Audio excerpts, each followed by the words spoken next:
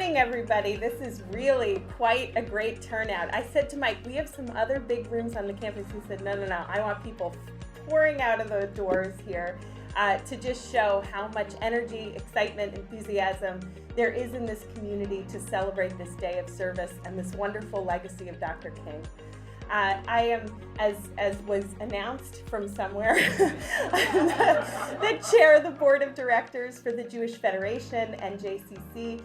You may know us from being up the street, not that far up the street, but we will gradually this year be moving to this absolutely gorgeous campus.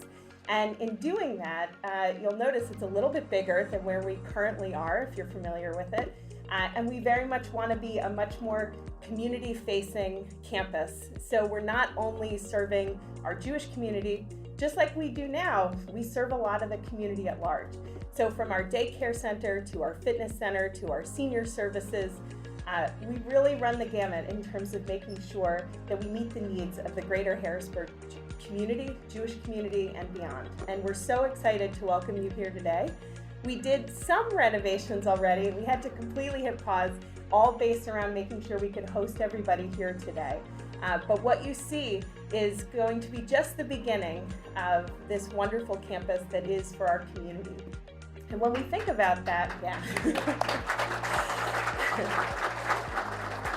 And when we think about the Alexander Grass Campus for Jewish Life, the Jewish Federation, the JCC, we know that there are so many values that are consistent, that run as themes of how we actually lift up our community, how we serve our community, how we work with one another, that are just perfectly woven here today. And so as I look around the room, I think that of just the fact that this is the tip of the iceberg of how we're going to work together on this beautiful campus. And we're excited to host today on this day of service, bringing everybody together. And we're excited to host you throughout this year as we start to begin to open this campus for all of the new opportunities that are yet to come.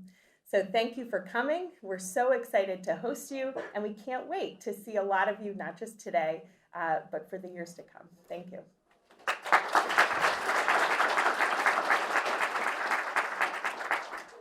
Hi, good morning, everyone. My name is Marissa Takrski, and I have the pleasure of serving as the co-chair for the 14th Annual Central PA Day of Service. First of all, I'd like to thank Abby and everyone else associated with allowing us to use the Alexander Grass Campus for Jewish Life as the main center of our activities today, so thank you very much. And while I'm on the thanking roll, I'd like to thank my co-chair and co-pilot, Eileen Jacobs-Crummel.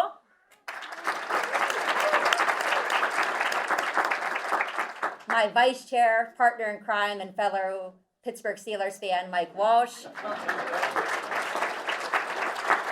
And finally, the rest of the Central PA MLK Day of Service Board.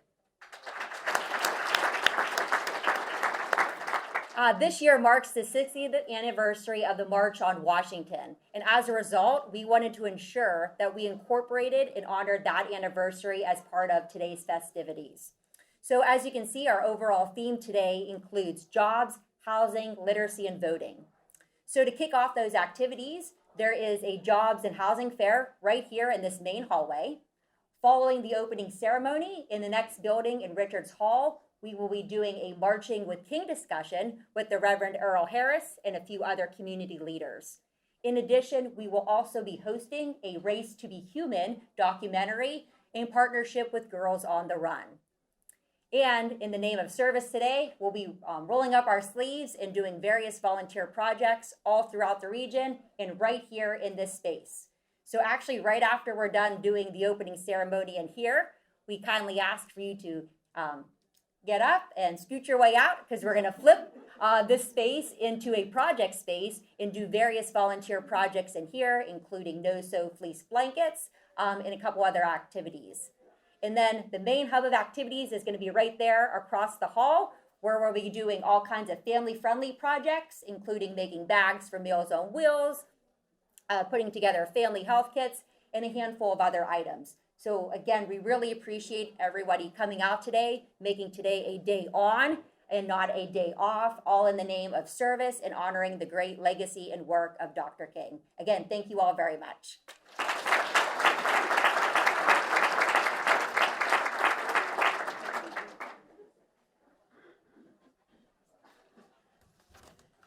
Good morning, everyone. Good morning, Miss Rafika. I didn't see you earlier. I am here to announce the winners of our essay contest for December 2022. And we started the essay contest virtual January 2021. So we are celebrating 2 years.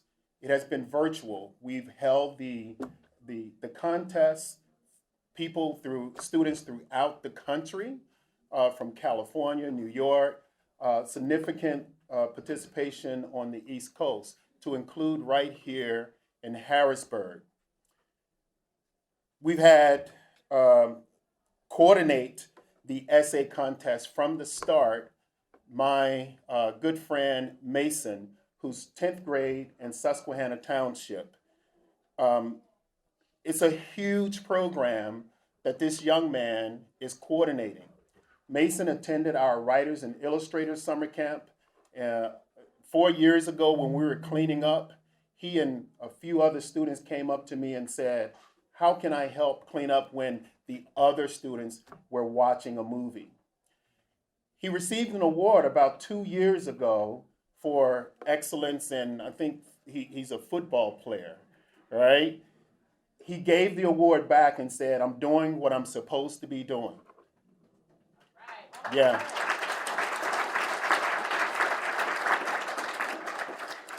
So when we started this essay contest, I tapped him to head this. So he was 8th grade when he was coordinating a nationwide program.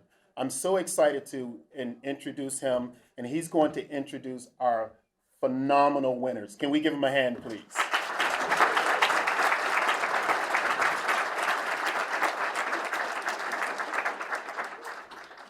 Hello, everyone. So I would like to introduce our first winner. She is in the 3rd grade and attends Central Dolphin Cyber Academy. So if we can give Vedika Birman a hand, she can come and read her essay.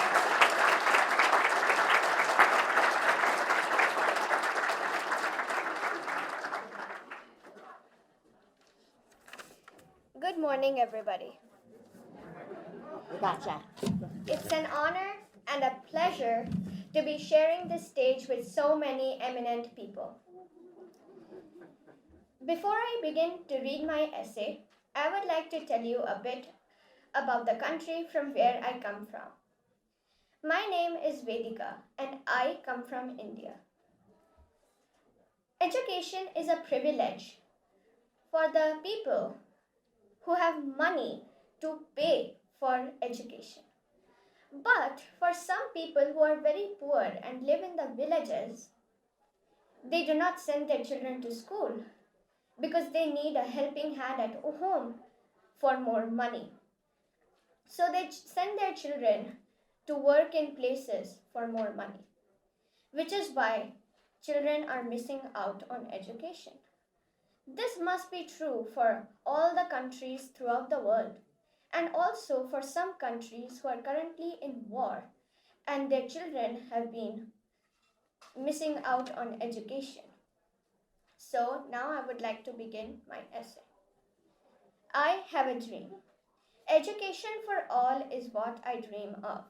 A world where every little boy and girl like me can go to school and learn new things. Education can do wonders. In many parts of the world, children living in villages do not go to school. Their parents are unable to send them to school, sometimes because they do not have enough money, or at other times there aren't any schools at all. I dream of spreading the importance of education. I want all the parents to know that after the gift of life, the next best gift that they can give their children is education. It is the key to all the problems. Martin Luther King Jr. dreamt of a world where everyone was equal. I dream of a world where everyone has an equal right to education. I want parents to send their kids to schools, governments to provide facilities to achieve this, and young minds like me to spread awareness in society. Together, we can make a difference. After all, dreams are not what you see in your sleep, but What Do Not Let You Sleep by APJ Abdul Kalam, former President of India. Thank you.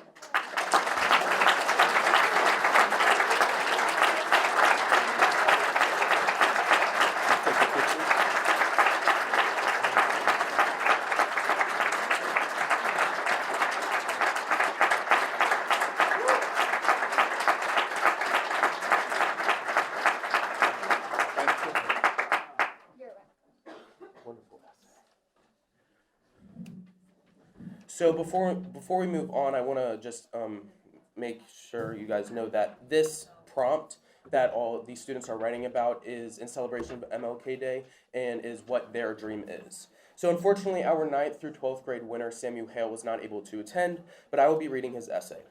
Almost 60 years ago, our nation passed the milestone Civil Rights Act, strictly prohibiting discrimination on the basis of race, color, religion, sex, or national origin. The radical policy changes that shaped the 1950s and 60s came as an apparent final triumph over hate to many, a nail in the coffin of the lingering prejudice from the era of slavery. But 6 decades later, American racial minorities are still not free. Forced labor, denial of the right to vote, job discrimination, housing discrimination, separation of families, denial of the basic human respect, and more are still at the forefront of society, following the one step forward, 2 steps back pattern that the land of the free has still proven itself so keen on pursuing.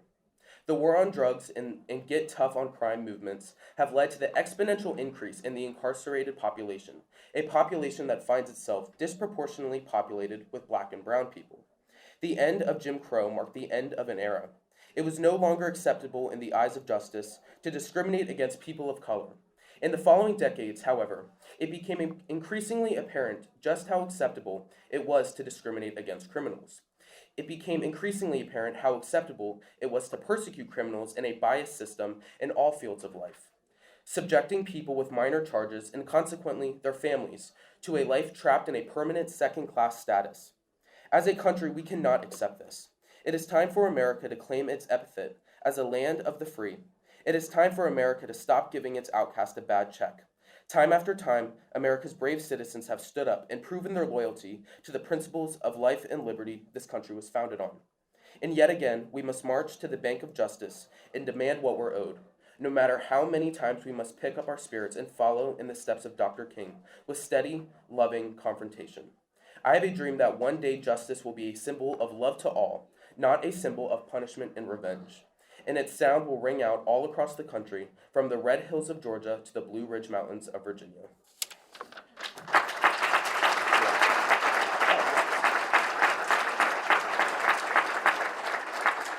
So that was our 9th through 12th grade winner, Samuel Hale's essay. And our last winner, the winner of the 6th through 8th grade category, she is in 6th grade and attends the Silver Academy, McKenna Konovich.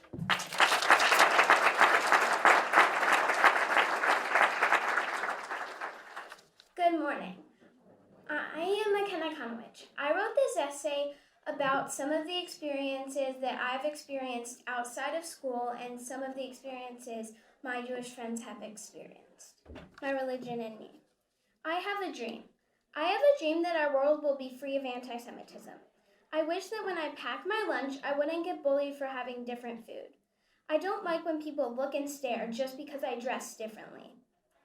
When I take off for all the holidays, I wish people would share their notes. They do it for everyone else. Why do they have to treat me differently? Why can't I be like everyone else? Why can't people see different doesn't have to be bad? Why can't people see the different can change people for the better? When it's time to pick a team for gym or a partner, why do I always have to be the odd one out? If I dare to speak out in class and I mess up a word or stutter, why do people have to laugh and stare? If someone says one more hurtful thing or calls me one more hurtful word, I may just explode and burst out in tears. But I have to keep that in or people will bully me more. Every day I put on a happy face and face the world, but inside the smile is turned upside down. When I try to wear the same clothing, put on makeup, fit in, none of it works. No matter what I do, I can't fit in. I've always heard of the one kid that gets bullied to the Earth's degree, but now that kid's me. My friends and family are always telling me it'll get better, but I don't feel that way. I have a dream. I have a dream that all races and all religions will be equal. I am Jewish, I am me, and nothing can put me down.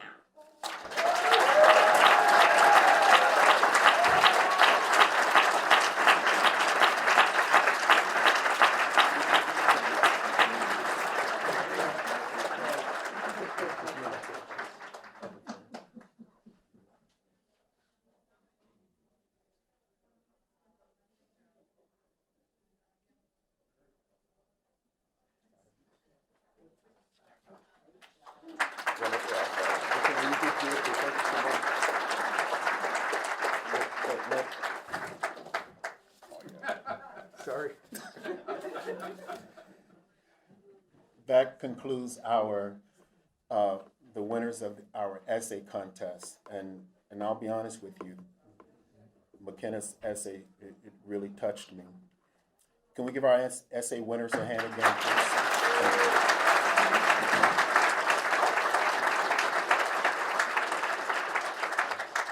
I'd like to thank our sponsors. When I came up with this idea, one of the first phone calls I made was to Aisha Noor from Giant, and she immediately signed on and said, yes, I'll help.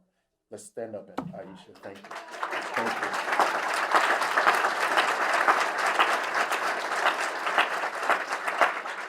you. And the other sponsor is Capital Blue Cross, good friend of ours as well.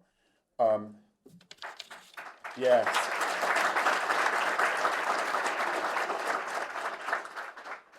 December 9th, I thought of an idea for reading to promote MLK, and we put together MLK Day of Reading.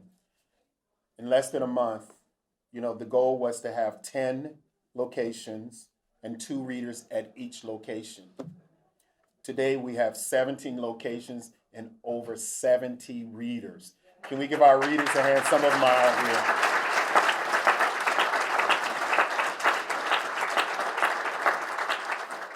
Sponsors are, again, Giant, Hershey, Capital Blue Cross, and Fulton Bank. Brian is here as well. So we can give them a hand, please. Thank you. And I'll leave with, quote, MLK. In the end, we will remember not the words of our enemies, but the silence of our friends. Thank you.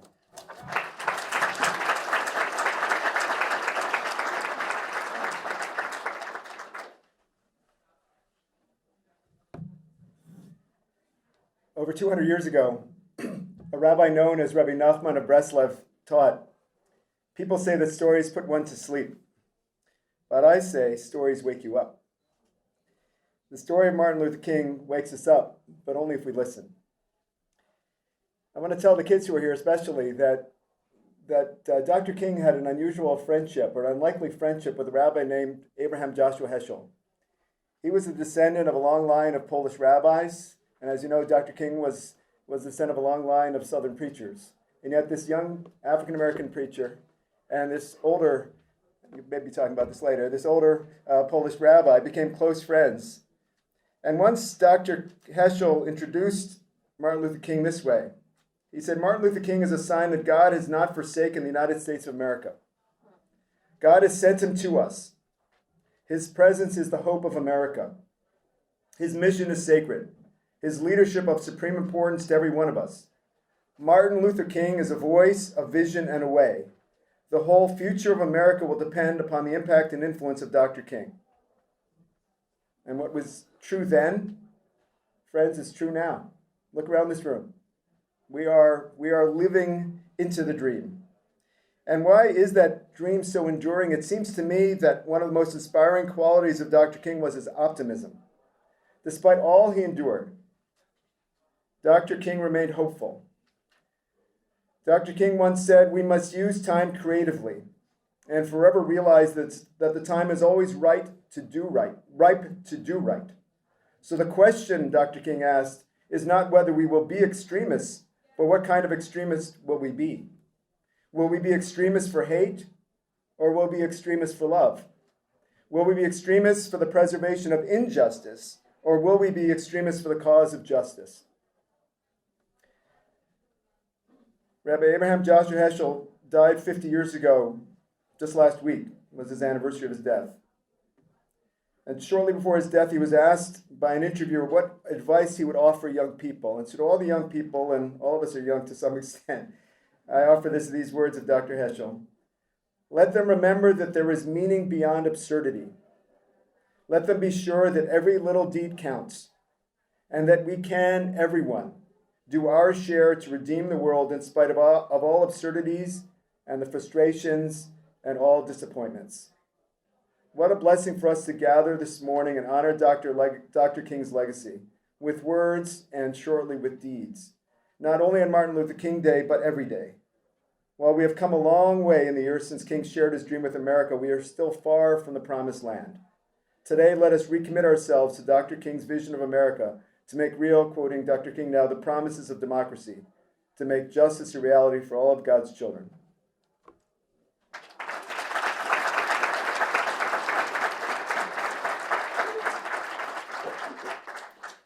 Thank you, Rabbi. It is a privilege to stand before you today. My name is Chad Fry. I just encourage you to take a second, look around you, and just take it all in. Look at the folks that are in the room. It's pretty powerful when people come together, and I think it's wonderful. Dr. Heschel spoke a lot of wonder. And I believe that the dream that Dr. King had 60 years ago in Washington is real in this room. I believe that. I think the things that animated Dr. King's dream and the dreams that we heard from children this morning are found largely in the love that we have for God and that we have for neighbors that overcomes our fears. There's a lot of things telling us to be afraid today. But I hope this is a headline today across America, a headline of hope as you look around the room of neighbors coming together to serve their neighborhoods all across the country. This is a National Day of Service. I think that is pretty profound and powerful. I'm here to share with you a little bit about a very local initiative that is propelled in large part by our funders, Giant, who we'll hear from in just a second, as well as our partners, Dauphin County Systems of Care, Helen Spence is here, and Christine Marriott from Contact Helpline, PA 211, and the United Way. This initiative is trying to help connect our neighbors in need with the neighbors who are able to meet those needs as quickly as we possibly can using technology. If you're interested in learning more about that, there'll be a little table in the back over there I'll be sitting at, and we'll give you a little demonstration of what we're trying to do to help better connect and navigate the social systems for folks that are in need so that everyone can be a part of that. I do believe, and I dream, that the hope that we have collectively here today and the love that we have for God and for neighbors overcomes fear. And I think that that hope is the most powerful and sustainable force on planet Earth. So lean into it today. Get to know a neighbor. Work it out, your hopes and your fears. We're up against a lot, but there's great power in this room. Margaret Mead said, never underestimate the power of a small group of people to change the world. Indeed, it's the only thing it ever has. Without any more words, I'd like to introduce Aisha Noir, the Director of Justice, Equity, and Inclusion, Diversity, Equity, and Inclusion at Giant. Please come.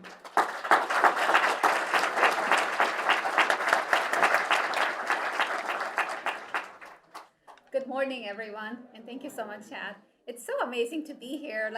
I remember I'm looking at you, and I think this is the first time that we saw each other since COVID.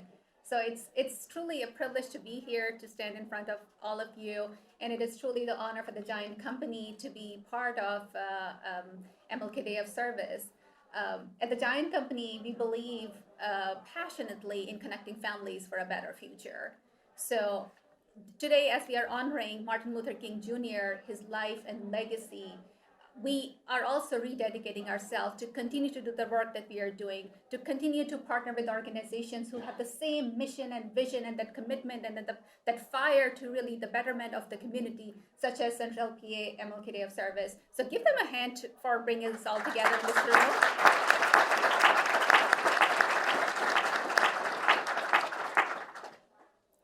And I would say, we have heard a lot about Martin Luther King Jr.'s dream, right? We have heard about that court. We know that that dream happened more than 6 decades ago. We know about also his vision of beloved community, right? The dream that he had 60 years ago is still alive because that has yet to come to the reality. So I am rededicating myself, and I encourage you to, so let's stop dreaming about it and let's take action starting today, and not just today. Keep it alive every day of the year.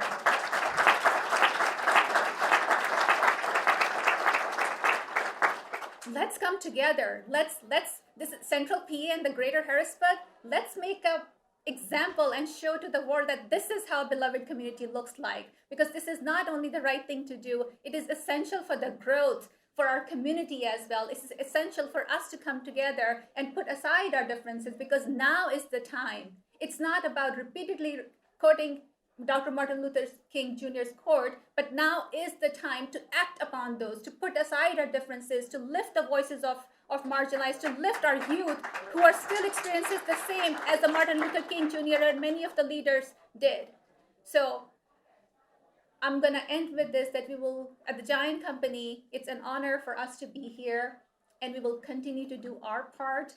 We will continue to do our efforts to work collaboratively and to rededicate ourselves to build our company, our communities more inclusive, and build more diverse workplace and workforce and marketplace where everyone in this room and outside the room as well can truly come in and bring their authentic self just the way they are. So I'm ending with the quote from Martin Luther King Jr. So let's all have the audacity, as he said years ago, that I have the audacity, that people everywhere, they can have 3 meals a day. They can have education and culture for their minds, and they can have dignity, equality, and freedom for their spirit. Thank you.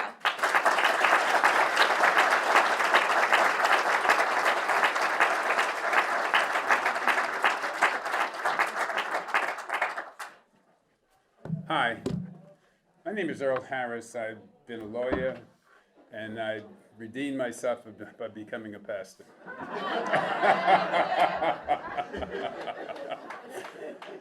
I'm going to take you back just very briefly. June 21st, 1964, I'm a Howard University student. I'm in Mississippi. It's Freedom Summer.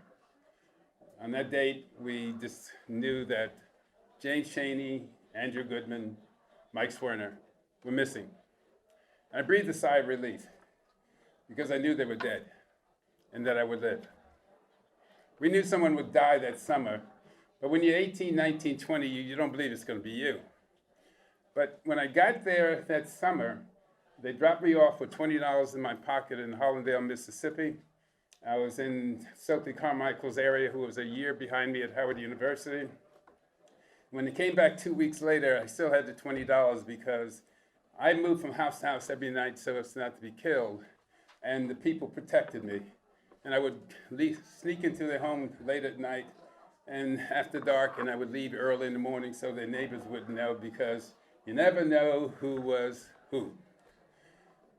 So when I found out they were missing, I knew they were dead, I breathed a sigh of relief. It's good to be alive.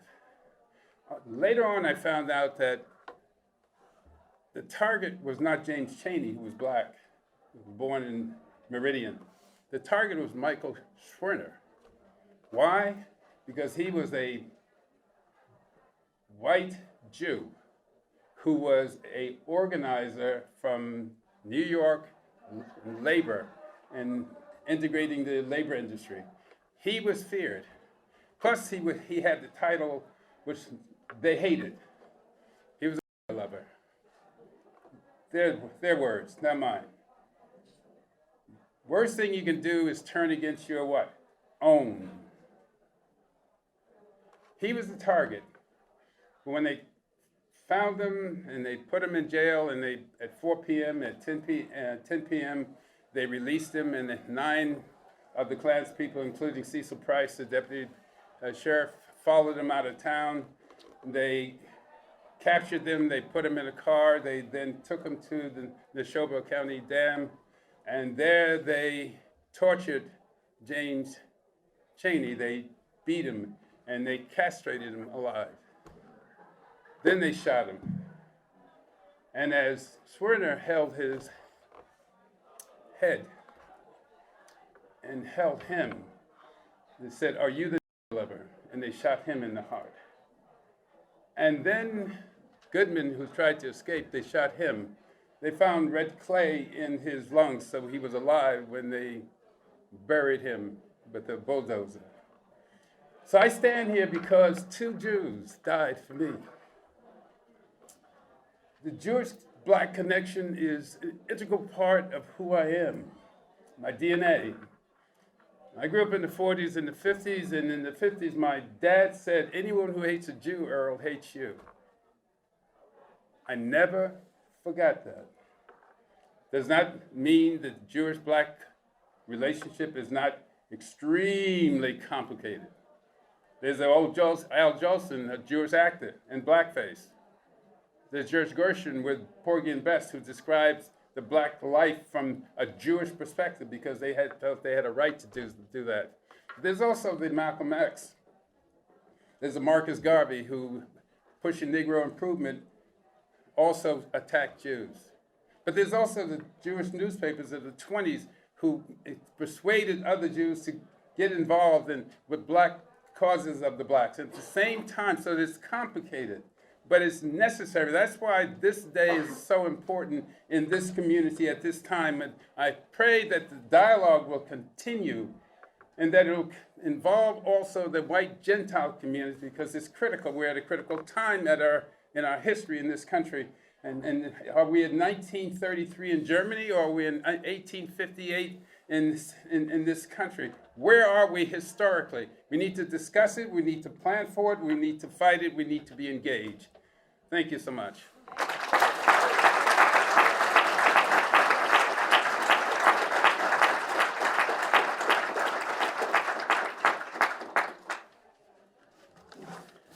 Thank you, Reverend Harris, and we look forward to you and Rabbi Mark Klein having a dialogue on that sacred bond and that legacy between the Black and Jewish communities in the United States. And that'll be following this opening ceremony next door at Richards Hall. So thank you. From his pulpit at the Ebenezer Baptist Church one February morning, Dr. King preached about a biblical story of James and John, who were talking with Jesus about their desires for the most prominent seats in heaven. And Dr. King, when telling the story, reminded his congregants that rather than rebuking them, Jesus gave his disciples a different set of priorities, telling them that if they want to be first in love. Recounting his own life that morning of February 1st, 1968, just 2 months to the day before his own death, King said that while we all want to be remembered for great achievements, what we do for others is far more important. Feeding the hungry, clothing the naked, comforting the prisoner. If he was to be remembered, King said, it should be for those things. And if he was ever first, if he was ever out front, he would like it be said that he was a drum major for peace, that he was a drum major for justice, that he was a drum major for righteousness. Now, on behalf of the MLK Day of Service Board, Arlene and I are honored to present 2 drum major awards this morning to Barbara Thompson and to Patty Kim, who have both exemplified what Dr. King preached, that greatness comes from humble servitude.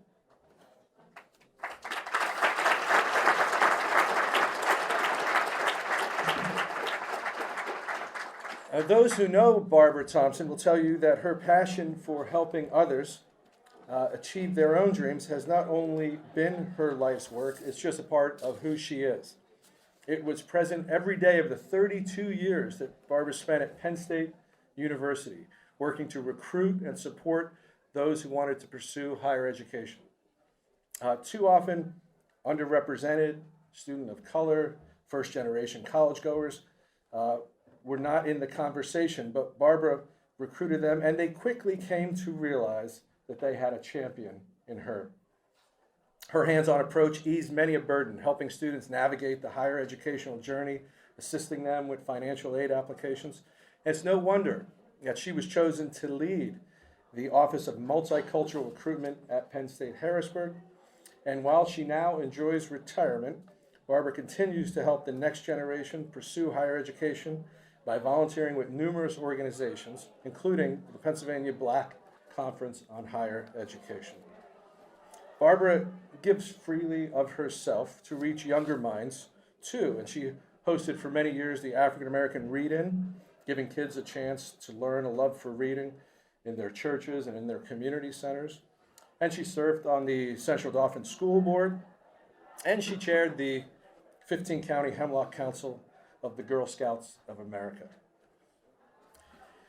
Barbara was a young Girl Scout herself in May of 1963 when she left school early one day to join others in her hometown of Birmingham, Alabama, part of what we know as the Birmingham Campaign. And they were participating in a weeks-long series of marches.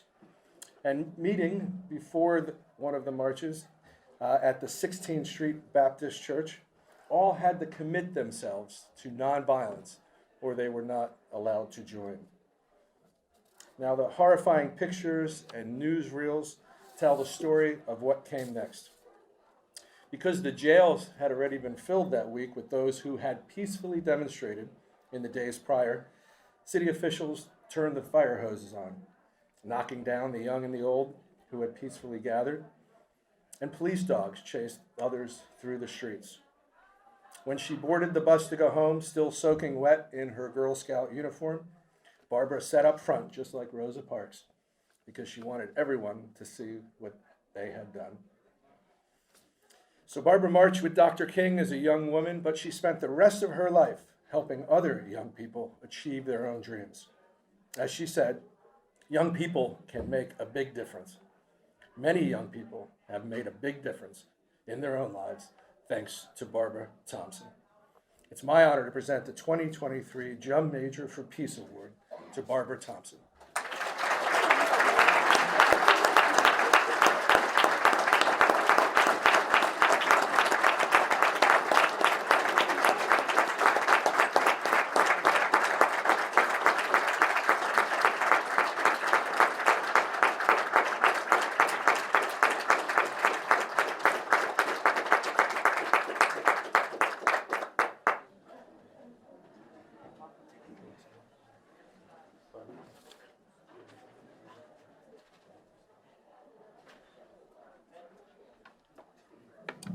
This is awesome. What a day, what a day. Oh, I am so privileged and honored to be here. I am humbled by this outpouring. You just can't know what's in my heart right now. I thank you so much to the committee. I feel particularly unworthy among these young people who are so very outstanding, but I recognize that they are the ones who will lead us. Thank you so, so much, and to God be the glory.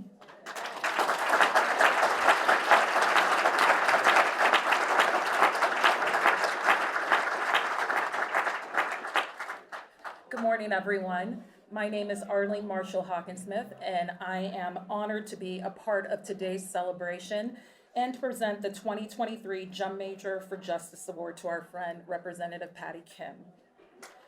When Dr. King began his famous speech 60 years ago, standing in the symbolic shadow of Abraham Lincoln, he pointed out the rights enumerated in our founding documents: life, liberty, and the pursuit of happiness were not yet available to everyone in this country. Now is the time to make real the promises of democracy, he said. Now is the time to make justice a reality for all of God's children. The work of protecting our democracy and pursuing justice is ever evolving, requiring each of us to do our part. And there is no question that at the very center of Patty Kim's public service, and it's at the core of who she is as a person. For more than a decade, Patty has tirelessly fought to ensure that Pennsylvanians can earn a livable wage. And the challenges that she faced in doing this work, doing this work have only strengthened her resolve to push further. For Patty, justice means helping those who are re-entering society to get a second chance at living a productive life. Her expungement and pardons work has positively impacted the lives of so many people who are often overlooked. In the quiet ways, holding weekly office hours to provide assistance, and very visible ways, her role in passing the Pennsylvania's Clean Slate Law, Patty has leveraged not only her position and her influence to help those in need. She's always pushing forward for us to realize a better Commonwealth, one that is more compassionate, more inclusive, and more just. We are incredibly honored that Patty has chaired the Central Pennsylvania MLK Day of Service for 7 memorable years. And through it all, she gave selflessly of her time and her energy. She's endured far too many late-night emails and phone calls and text messages, but her commitment never wavered to the work. And we cannot thank her enough for her leadership, her support, and her friendship.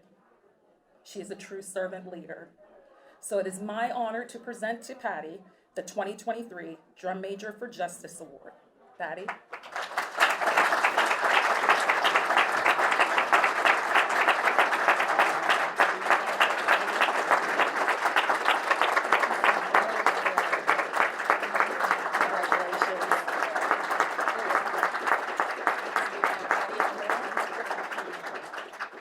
I just have to speak to the students here. My family would be laughing at me because I'm the shy one, the middle child, every stereotype that comes with the middle child. But I knew that because I felt like the underdog, and I always felt like I was overlooked, and I always felt like I was invisible because I was always so shy, that I took all of that pain that we talked about in the cafeteria and the gym and in the education system. We take all that pain and those painful memories and gives us the strength to fight for people who feel the same way. So I just want to encourage all the young people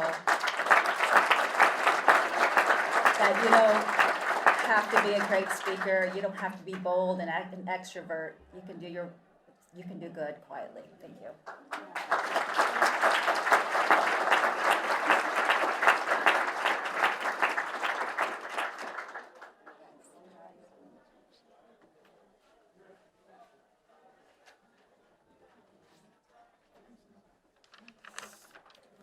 Hi, I'm Rabbi Ariana Kaptauber. I've been invited to give a closing prayer today.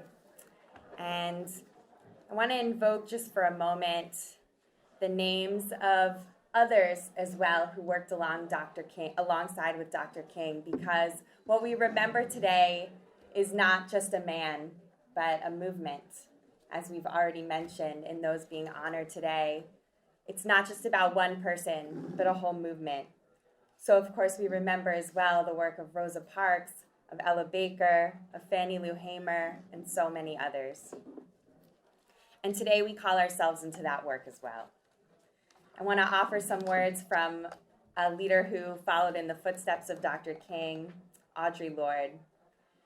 The quality of light by which we scrutinize our lives has direct bearing upon the product which we live and upon the changes which we hope to bring about through those lives. And so let's pray.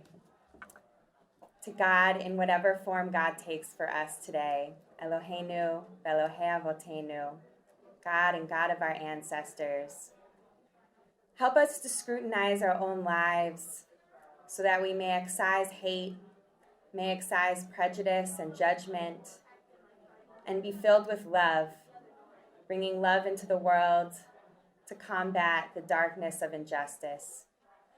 Help us bring into the world those things which our students asked us for today: better education, an end to mass incarceration, and an end to discrimination, anti-Semitism, racism, and bullying in all its forms. God, you told us through the words of your prophet Amos that you do not want our empty gestures, our empty prayers, but rather you want justice to roll like a river and righteousness like a mighty stream. So help us today to examine our lives and offer not empty actions or empty words, but to truly pursue justice in the words of your Torah, tzedek, tzedek tirdof, justice, justice, you shall pursue. And I want to just end with a little song. I'll say the words in Hebrew. There are 3 words, and there is a ch, so get yourself ready. Olam, chesed, yibaneh. Olam chesed yibaneh. It means a world of justice and loving kindness will be built. Yada da da da da da. Olam chesed yibaneh. Yada da da da da da.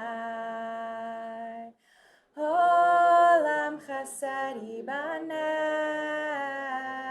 Yada da da da da da. Olam chesed yibaneh. Yada da da da da da. Let's build this world from love.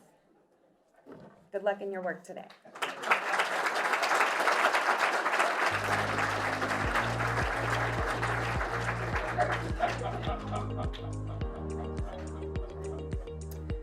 Good morning. Before we conclude, I did want to recognize some elected officials that are sharing the day with us.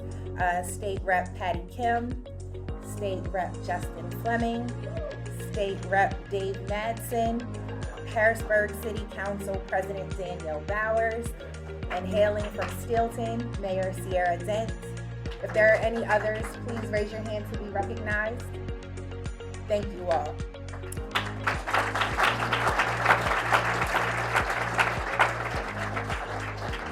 As we conclude the opening ceremonies, on behalf of the Central PA MLK Day of Service Committee, we thank you for your time today.